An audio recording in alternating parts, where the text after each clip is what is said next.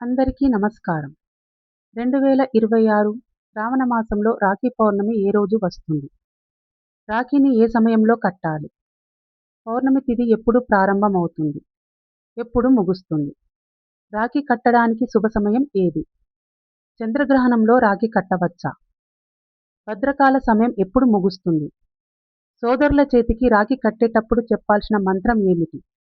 ముఖ్యంగా రాఖీ కట్టడం వెనుక ఉన్న అసలు అర్థం ఏమిటి? ఇవన్నీ ఈ వీడియోలో పూర్తిగా తెలుసుకుందాం. 2026 సంవత్సరంలో రక్షాబంధన్ పండుగ ఆగస్టు 28వ తేదీ శుక్రవారం రోజున జరుపుకుంటారు. ఇది శ్రావణ మాసంలోని పౌర్ణమి సందర్భంగా వచ్చే అత్యంత పవిత్రమైన రక్షాబంధన్ పండుగ. శ్రావణ పౌర్ణమి తిథి ఆగస్టు 27వ తేదీ గురువారం ఉదయం 9:08 ప్రారంభమై ఆగస్టు 28వ తేదీ శుక్రవారం ఉదయం 9:48 ముగుస్తుంది. అందువల్ల రక్షాబంధన్ పండుగను ఆగస్టు 28వ తేదీ శుక్రవారం రోజున జరుపుకుంటారు.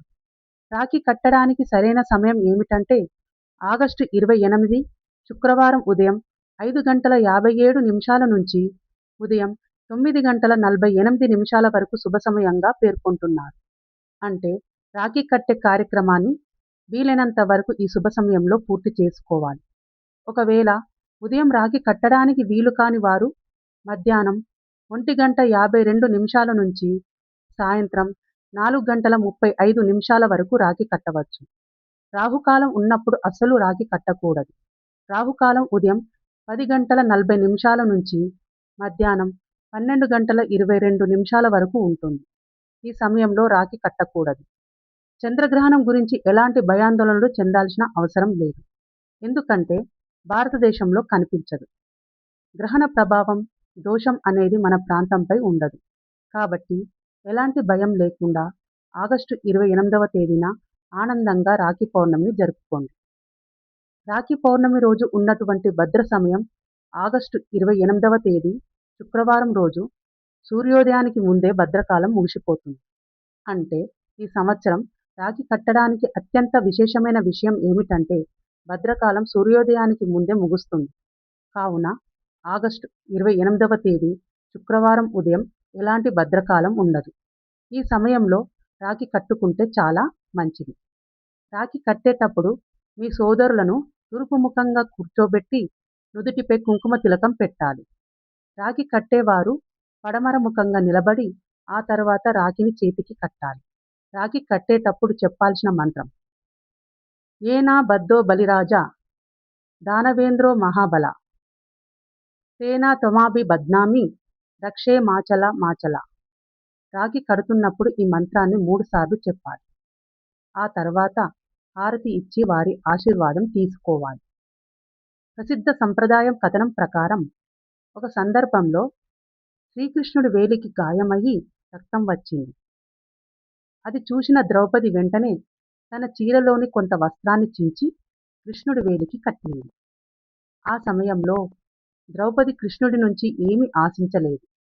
ఆమె చూపించింది కేవలం ప్రేమ, ఆప్యాయత, అనుబంధం. ద్రౌపది చేసిన ఆ చిన్న సహాయాన్ని శ్రీకృష్ణుడు ఎంతో గొప్పగా భావించాడని ఈ ప్రసిద్ధ సంప్రదాయ కథనం చెబుతుంది.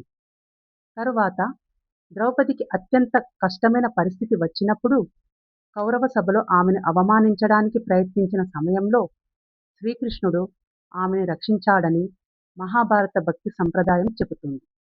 ఈ కథ మనకు ఒక గొప్ప సందేశాన్ని ఇస్తుంది. మనస్ఫూర్తిగా చేసిన చిన్న సహాయం కూడా జీవితాంతం గుర్తుండిపోయే బంధంగా మారవచ్చు.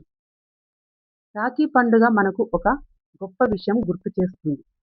అదేమిటంటే జీవితంలో ఎంత బిజీగా ఉన్నా మన బంధాలను మాత్రం మర్చిపోకూడదు.